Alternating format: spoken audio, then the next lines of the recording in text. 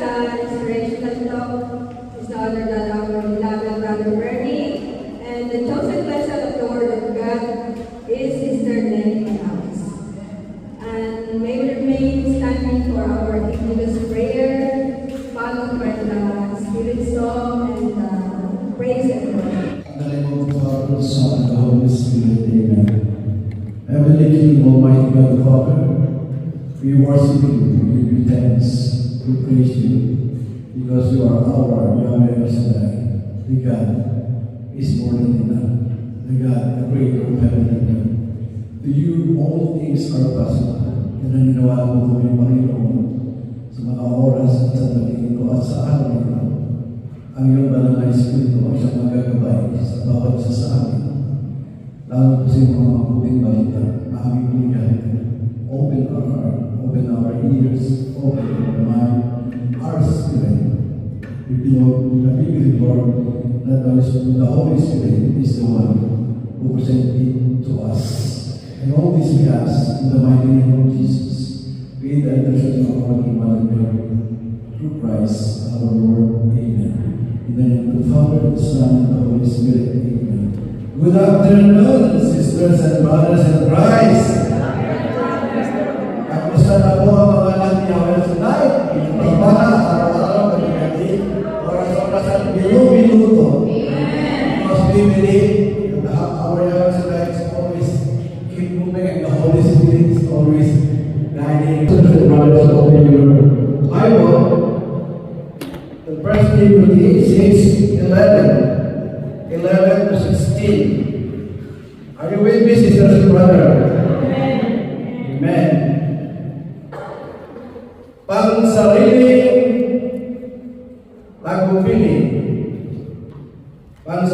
tagumpili. Ngunit ikaw, na lingkod ng Diyos, umiwas ka sa mga bagay na ito. Sikapin mo mamuhay ka sa katwiran, kabanalan, pananalig, pag-ibig, pagtitiis at kaamuan. Gawin mo ang buong makakaya sa pakikibaka, alang-alang sa pananampalataya, kakampan mo ang buhay na walang hanggan. Yan ka tinawag ng Diyos na ipahayag mo sa harapan ng maraming saksi ang iyong pananampalataya. Sa ngalan ng Diyos na nagbibigay buhay sa lahat at bagay at ngalan ni Kristo Jesus na nagpapatotoo sa harapan ni Poncio Pilato, inutos ko sa iyo. Ang mga tagumpili ito ay manatilihin mong mabisa at walang kapintasan hanggang sa pagdating ng Panginoong Hesus Kristo.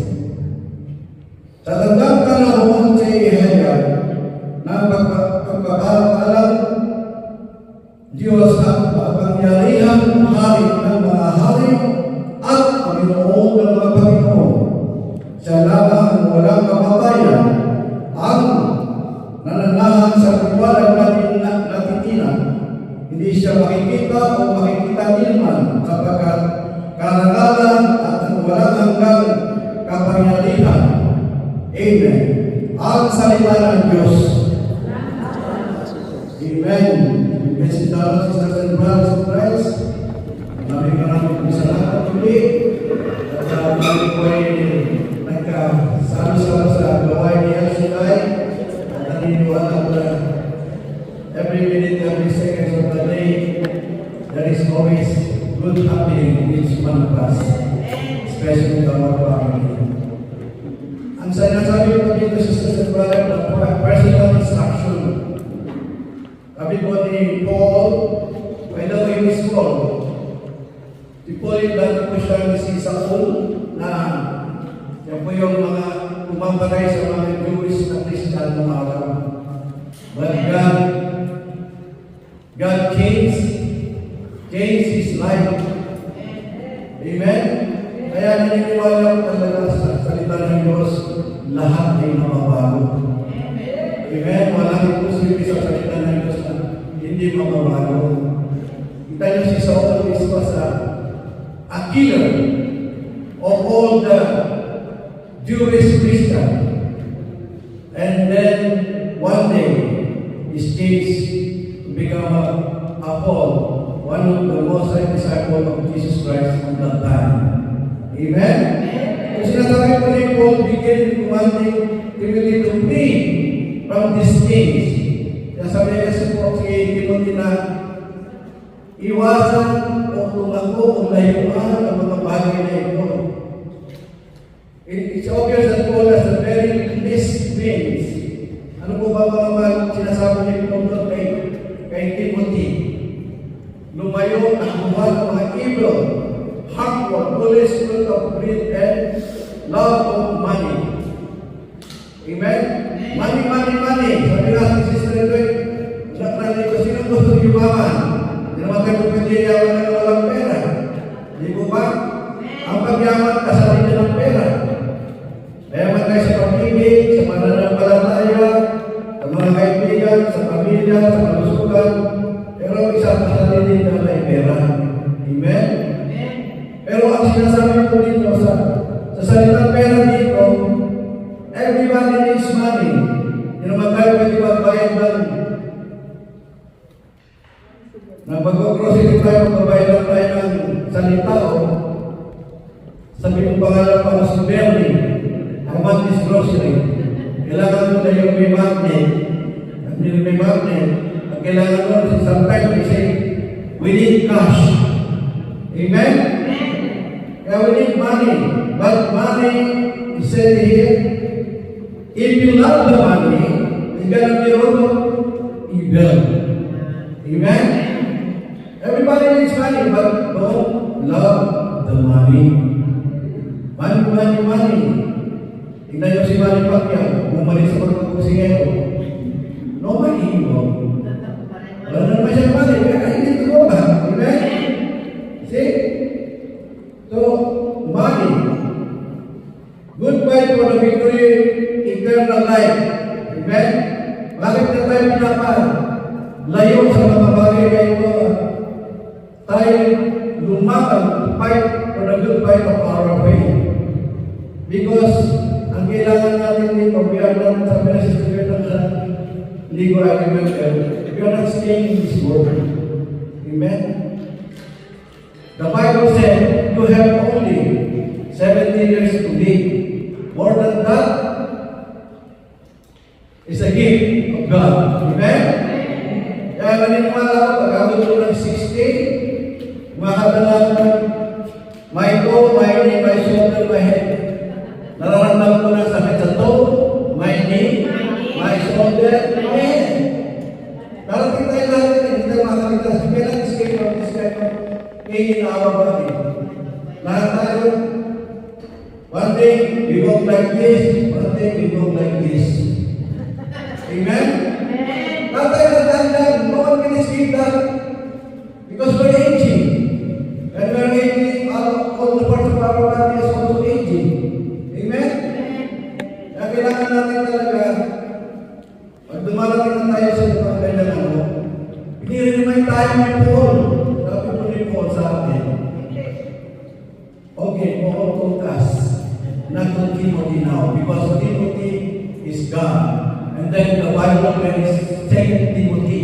Now, we are the third Timothy. Amen?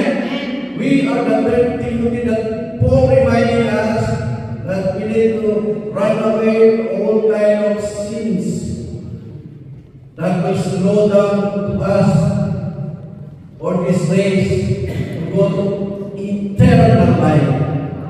Amen? We will not stay in this world. Kasi nasabi ko, when we are getting old, all things in our bodies become weak, and everything we will feel it. It's good that you are young. You can dance like very wild. You can run very strong, very fast. You can work. You can work even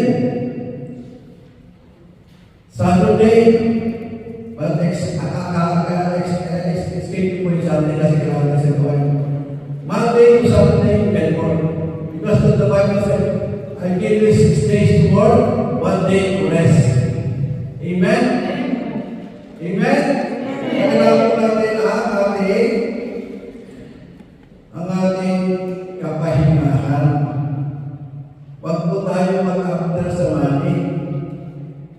Dahil ang money, okay, you work 7 days a week. But when your body become damaged of that money, yan ang sinasabi dito sa Biblia. Ha? Huwag tayo ma-inlove sa money. Sabi po sa Bible, God will provide.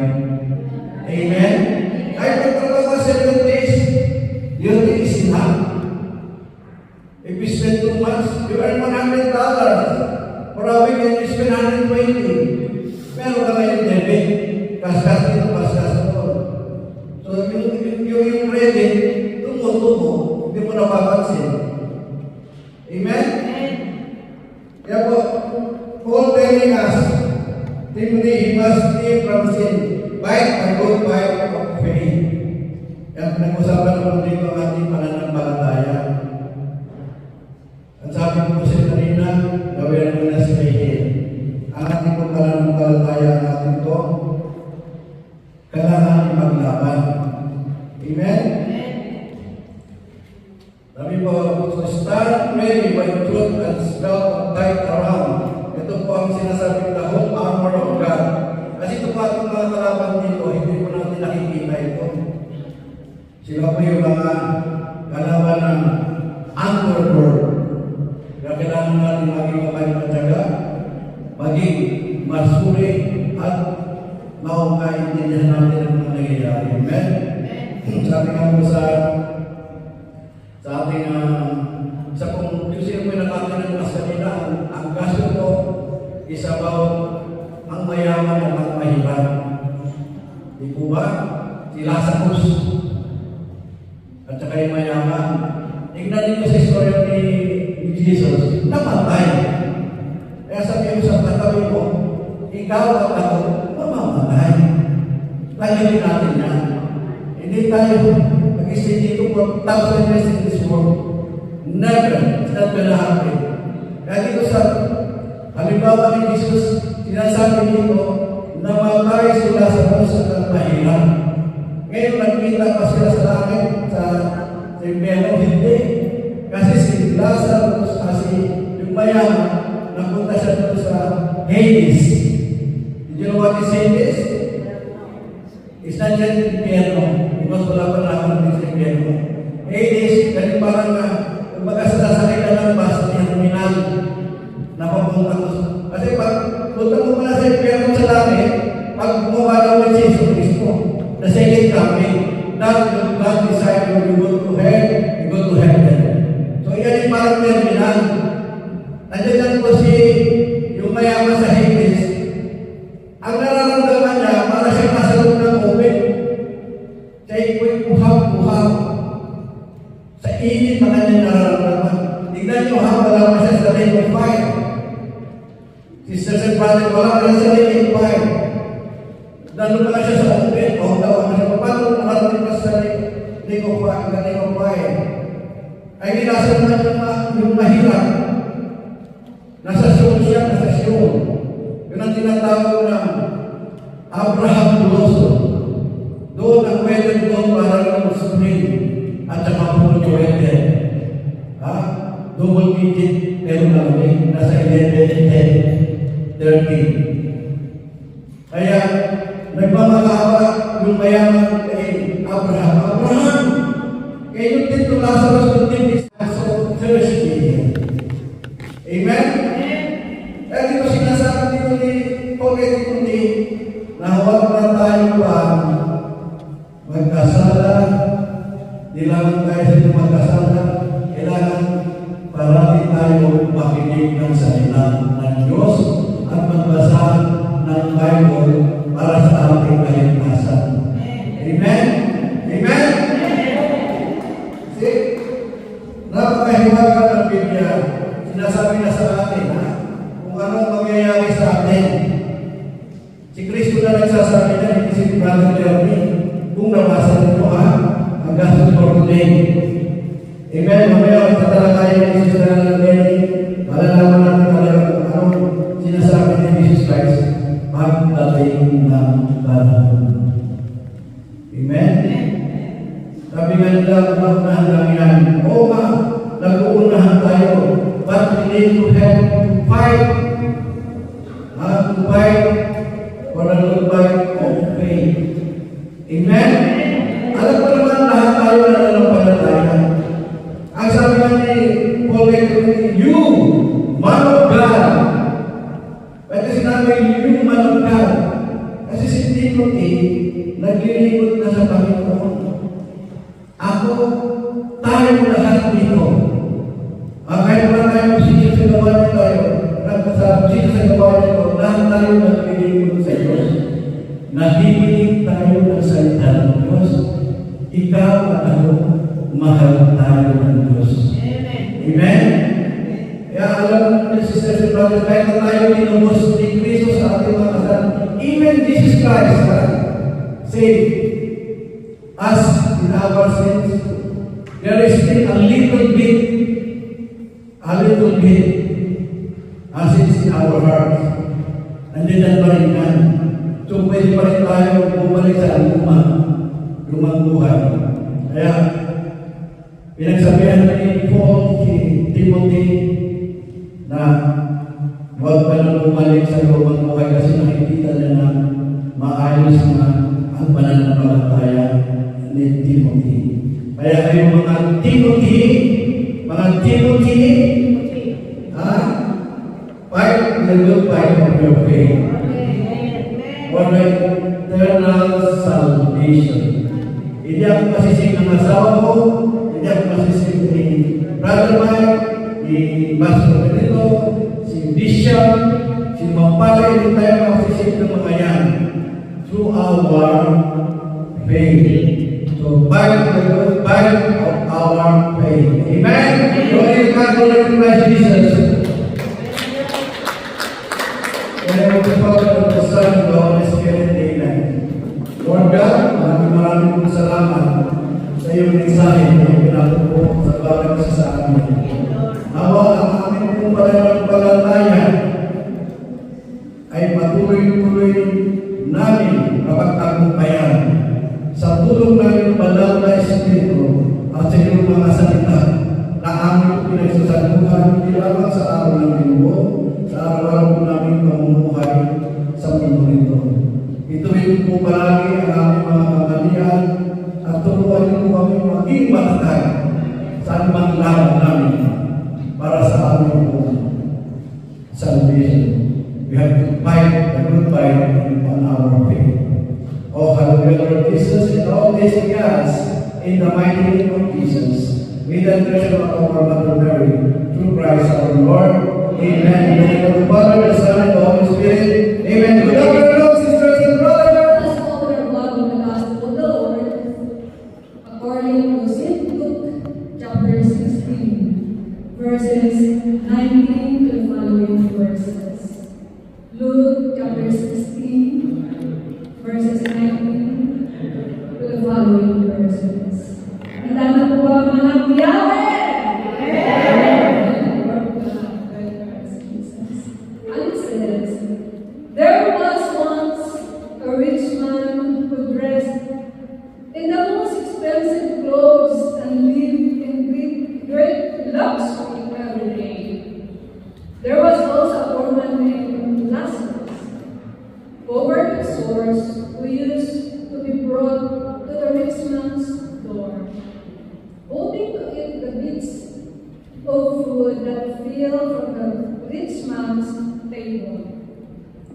Even the dogs would come and lick his sores.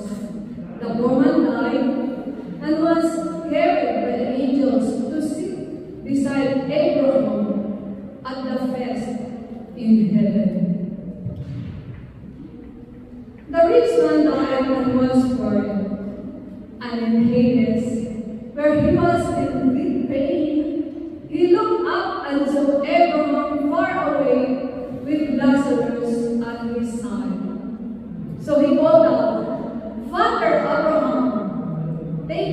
pity on me and send Lazarus to dip his finger in some water and cool my tongue, because I am in great pain in this fire.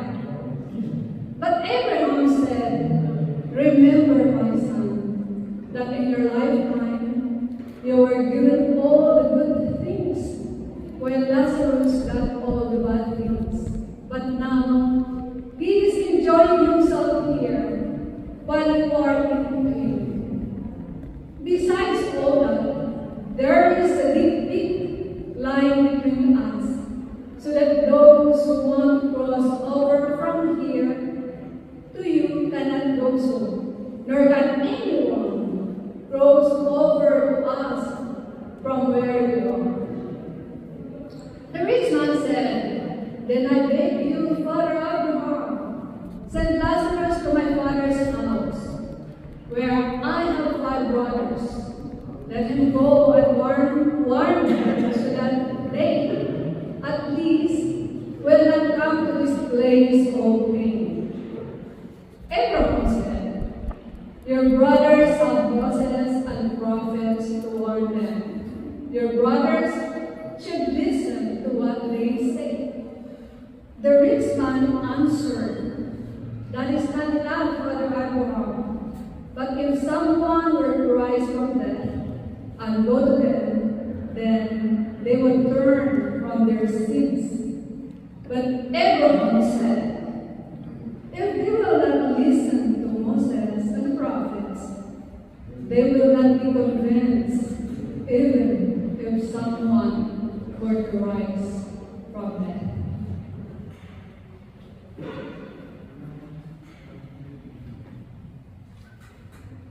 The Gospel of the Lord. Praise the Lord Jesus Christ.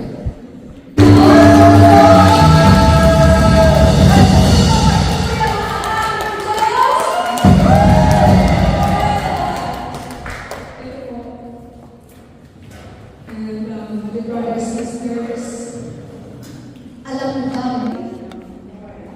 Why? Kasi po, every time that we come here, and with the Lord in His place, He is the only one we should worship. Amen? Siya lang dapat ang sinasamba natin sa ating buhay. Walang kaagaw. Amen? Amen. So, anong unang salita po natin kung totoo ang Diyos ba ang sinasamba natin sa buhay?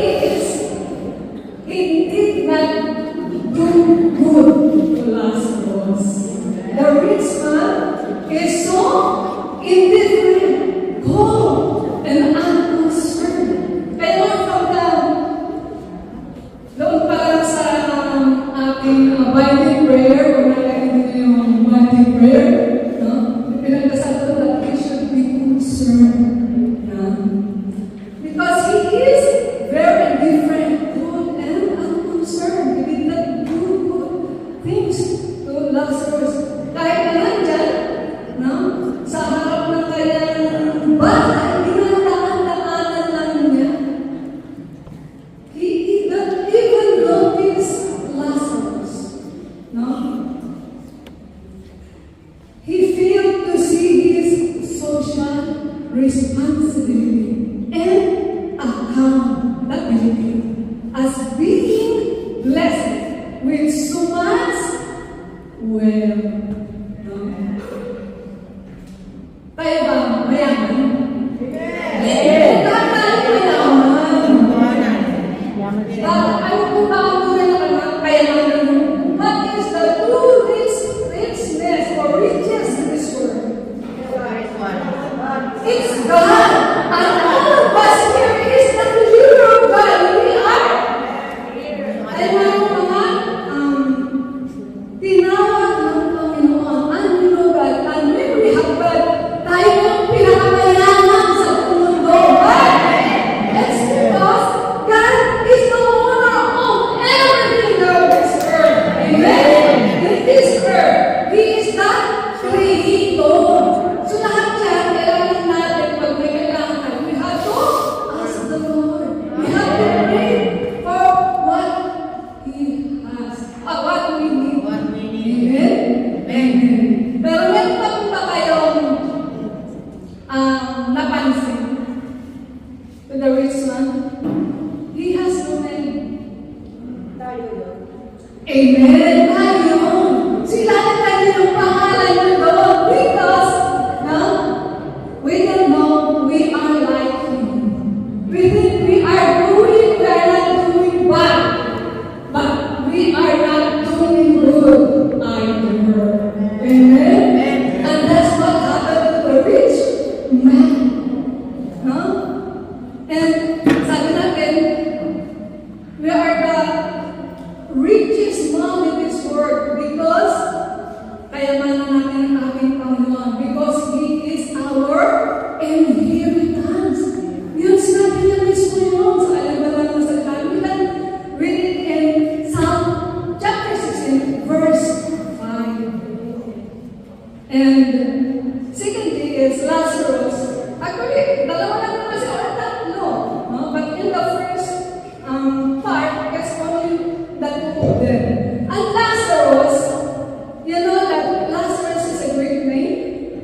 And in Hebrew name, it is Eleazar. Oh, Sister Edith Eleazar.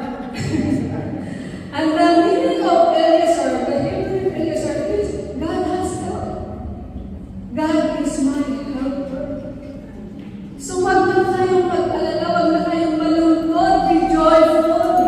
Kasi even if we are, ayun yung mga naranasan, no? Sa buhay nito, because we are not exempted to all the problems in this world. We know that God is our helper. So ang tanong, sinong gusto mo? Rich man or Eleazar? Eleazar! Lazarus! Dapat! So, unahin natin lagi ang Diyos! Amen? Amen. Sabi ni St. Mother Teresa of Calcutta, sabi niya, love until it hurts. I have found the paradox that if you love until it hurts, there can be no more hurt, only more love. Nagkit natin na, no? Bigyan ko kayo ng example. Brother Mike is, marami siyang mga businesses, but there was a time na nagkasakit siya. Diba? And yung nawala yung kanyang mga young. And the money that only left on him is only 50,000 pesos.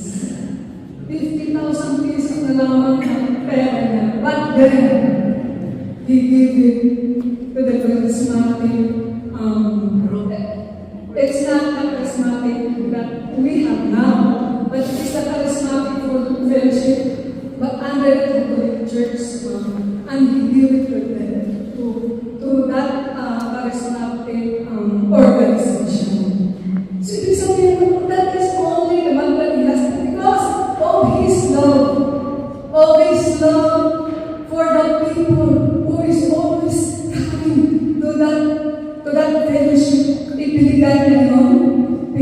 Panginoon.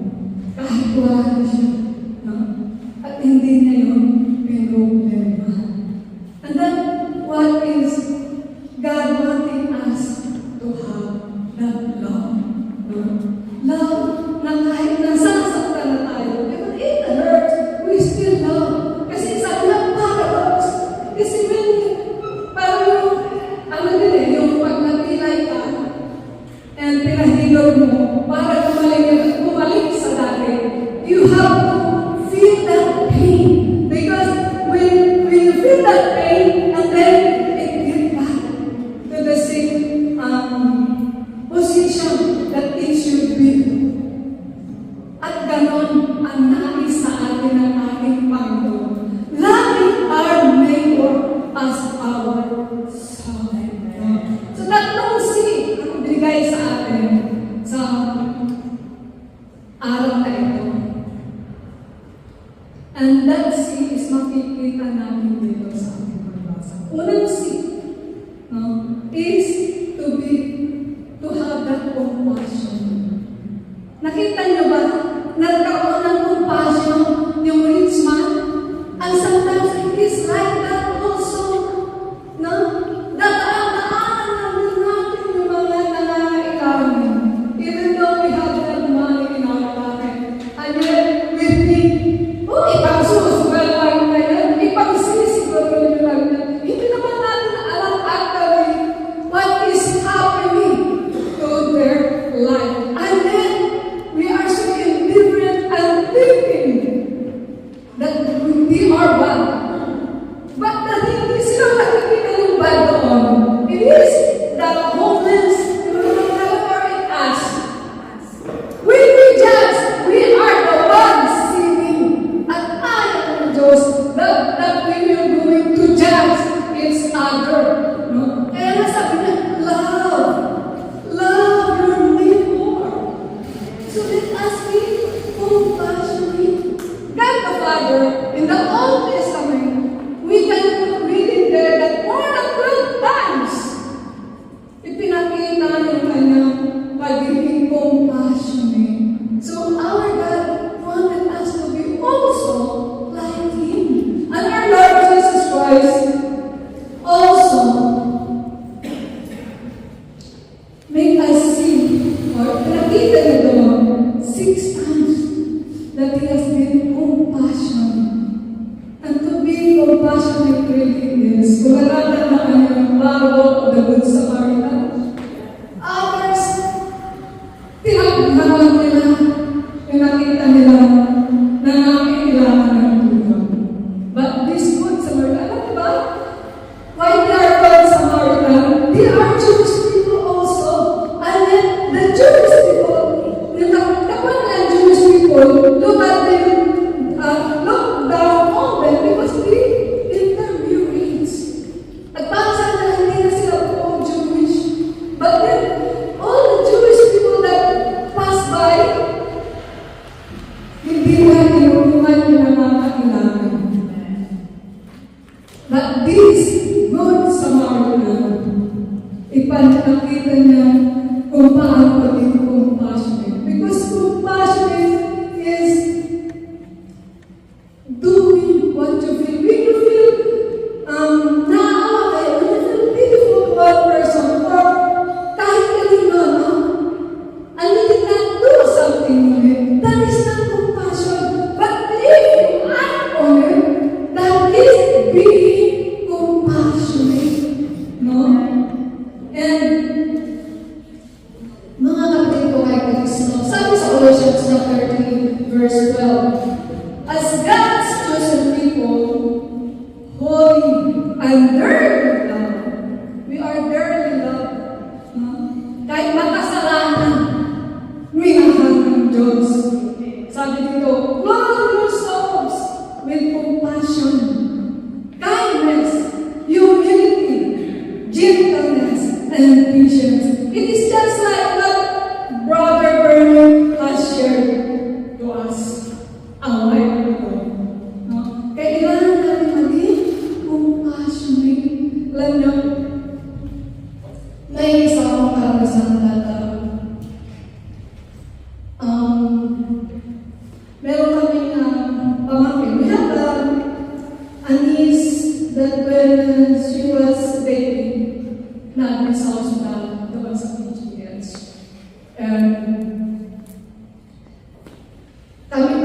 actually went talaga because the doctor said she had to be admitted. Emergency. So kahit hindi yung mga magulang kasi yung pinsan ko, yung kapatid niya at sa Sir Joseph is at work. So only the mother is around. She can't decide. So we just decided to bring her there. And it's been how many nights and how many days that we are apart and we are. So we decided to go home. And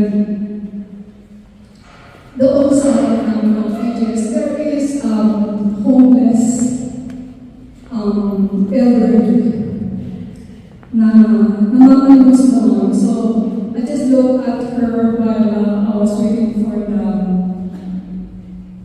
the jeep to go home to rest. And while I'm looking at her, I decided to leave my money inside my pocket. And the money that I have only in my pocket is 20 pesos, just a fare to go home and come. And so I decided to give it to her, but she said, but that is only on my mind, in my mind. Not because they couldn't compare it with malayo. And then she said, sumasagot siya, I'm not hindi ko sinasagot siya. She said, hindi ko kailangan ng pera. What I wanted is only water. You see, I have a lot of water bottles in here. It's gallons, which is really, yung inaayos ko naman. And so I said to myself, okay, I'm just going to buy a bottle of water for her. And she said, no, I don't like water. Sabi naman niya. So I decided, okay, ayaw mo naman mahal. Kasi struggle ulit yun. Then I go. I didn't realize at that time na sabi nga sa Bible, there are strangers that we don't know na they are being disguised. No? That there are angels. And when I went home and I got the story from my mother, and she said, oh, maybe that is angels. Why she knows what you're thinking, even though you did not say it, and she knows for life. And you know, when you do something to others, to our neighbors, sometimes we think, doon yung mga bigger mabaho. You don't know, they are strangers, but they are angels in disguise. You know, yung inisip-isip ko yung napagkamalan ko homeless. Do you know what she looks like? She has blue eyes and babies, maputi, and yung duster niya, parang sa mahirap duster lang, di ba? Pero malinis at hindi punit-punit.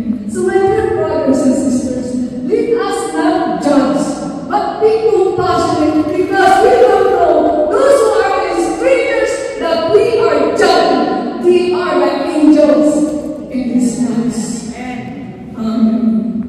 And pangalawa, second C is corporal words of mercy or corporal acts of mercy. Let us practice it. Ito yung itinuturo sa atin. This is what our Catholic faith is teaching us.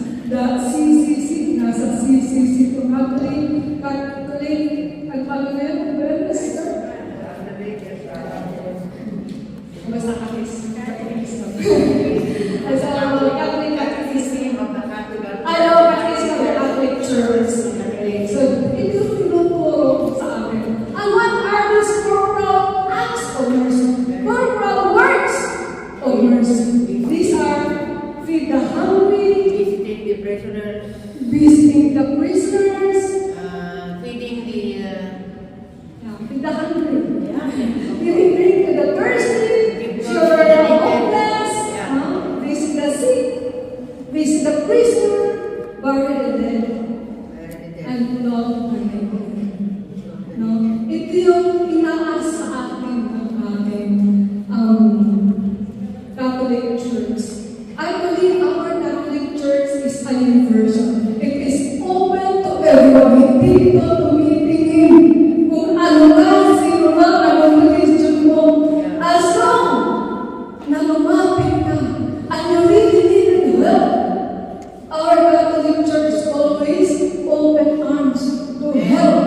everybody. Ano lang mababasa natin ito sa Matthew chapter 25, verses 35 to 36, sabi doon sa katapangan ng Jesus, "For I was hungry, and you feed me. Thirsty, and you give me a drink. I was a stranger, and you received me in your homes. Naked, and you clothed me. I was sick, and you took care of me. In prison, and you visited me." At ito pa, sabi doon sa verse 40, "Whatever you did for one of the least of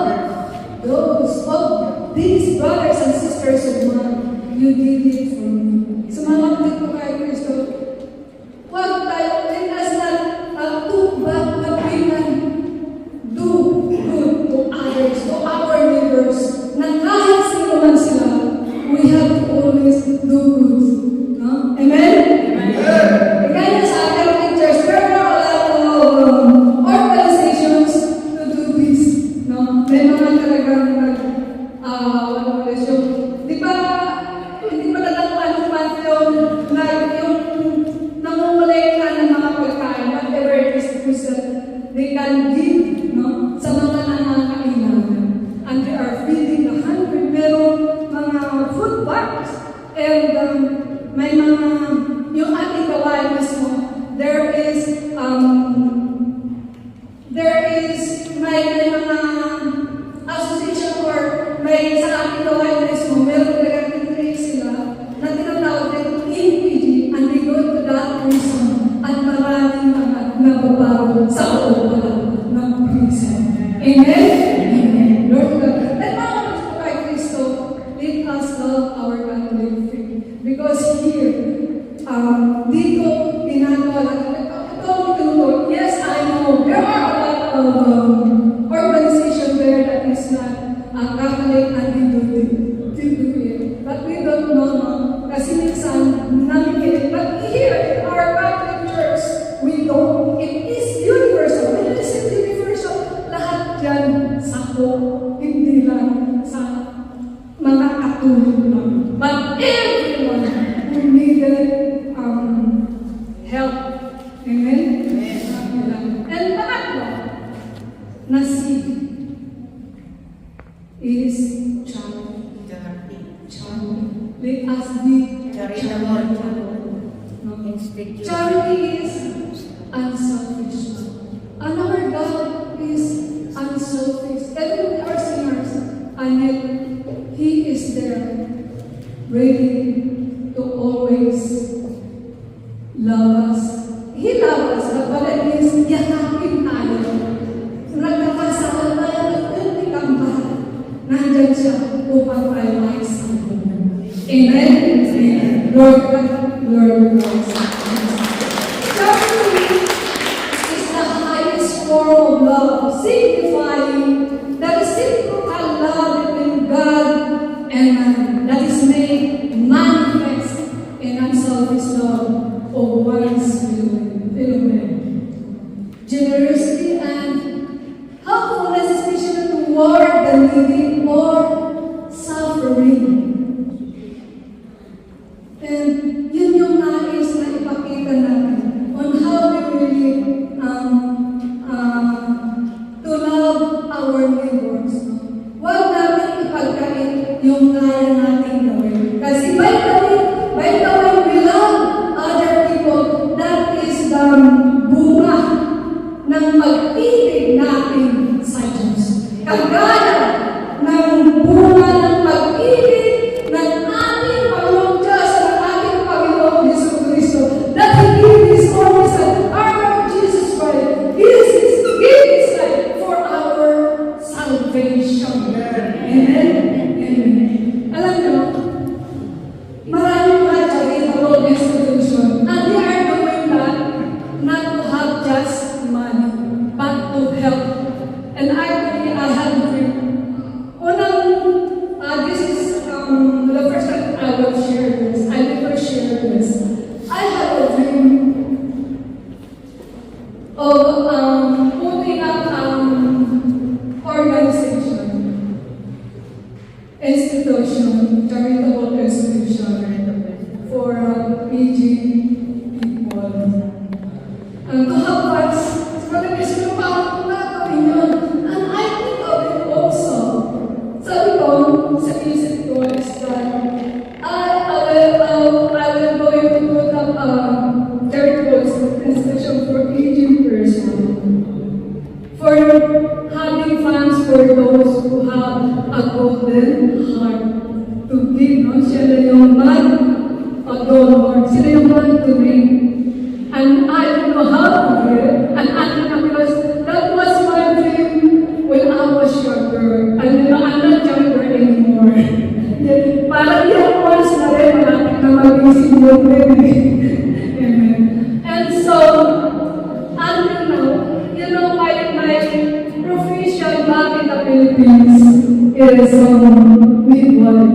And yet I was in elderly care, caring for elderly. And I'm doing this not because I need this job, but I want to help. And I give the care for them.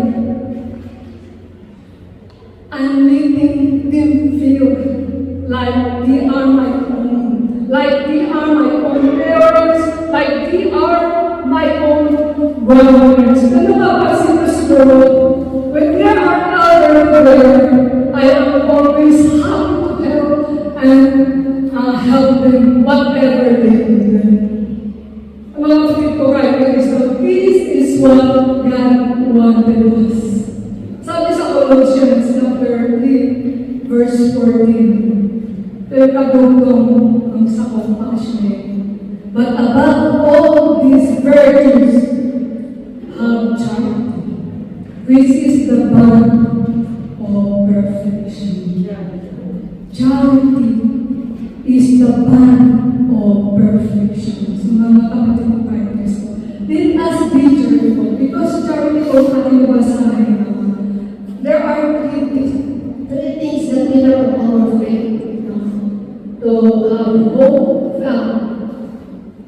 faith, hope, and love. And that is love. And that is charity. Kaya ang kapatid ko ay Kristo, ito yung minananis ng ating Panginoon sa atin. As St. Mother Teresa of Calcutta said, at the end of life, we are going to rejoice on the basis of our love for one another. So, my dear brothers and sisters, let us stand up. Yes, this is not easy. Not thinking of ourselves, but thinking of others more than ourselves. But mula pa kanina sa ating mga awit, Jesus Christ already gave us all the examples on how to love our neighbors. And our Lord Jesus Christ is the King of Kings and the Lord of Lords, that even hindi natin nagagawin ito. Let us come unto Him through the Eucharist, through in front of the Blessed Sacrament. Kahit na umupo lang kayo doon, tumayo lang kayo doon, ang nananahin. You know, the presence of our Lord Jesus Christ in them. And God wanted us to be like Him. And if we come unto Him, He is the only living hope that we have, our Lord Jesus. But let us love our Lord, because that is the commandment of our Lord Jesus Christ for us. And as Mother Teresa said, we will not be just. And we will honor the Lord, because this is what will God Lord require to us. Because as we love one another, then we love God. And the brothers and sisters, let us pray to the Father, the Son, and the Holy Spirit. Amen. My Father, Lord, thank you for your Holy Spirit messages today. Thank you for teaching us on how to love. Lord, it is very difficult when we ourselves being trampled down by others and we still love them.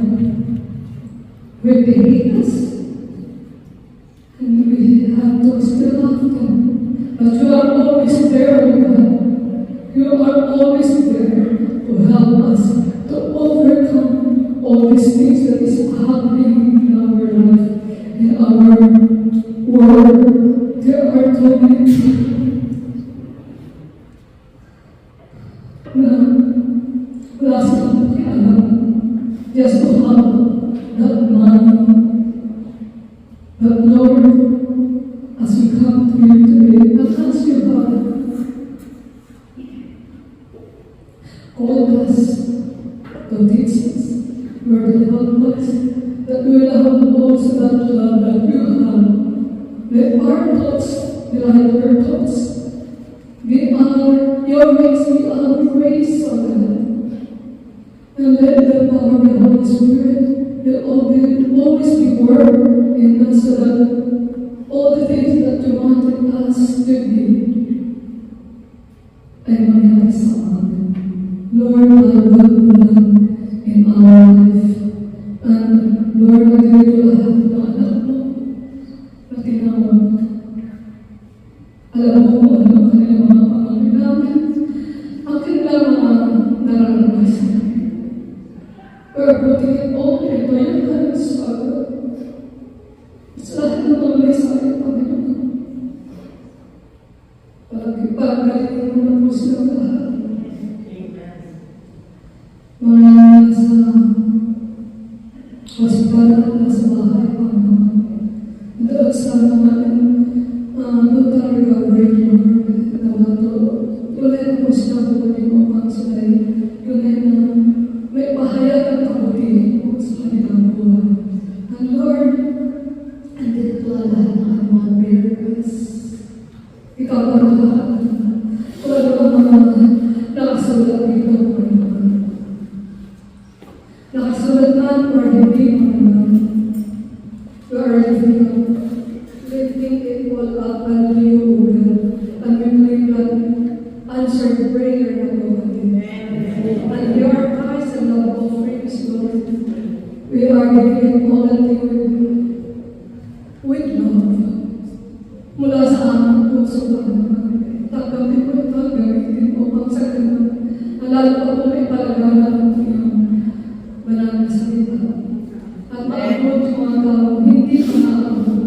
And we pray that total revival of this revival all over the world, but especially, Lord, here in Montreal. And especially now, Panginoon, you have chosen the new council of elders and new leaders, Panginoon. Use them mightily and boldly. Give them the wisdom, the knowledge, and the understanding that they may know the purpose why you have put them in that position. And Lord, we claim that they will go into really do their works according to you, and because they love you, Lord, because you are the one who own us. We are yours forever. And we claim, Lord, that we are victory in Jesus' name. Amen.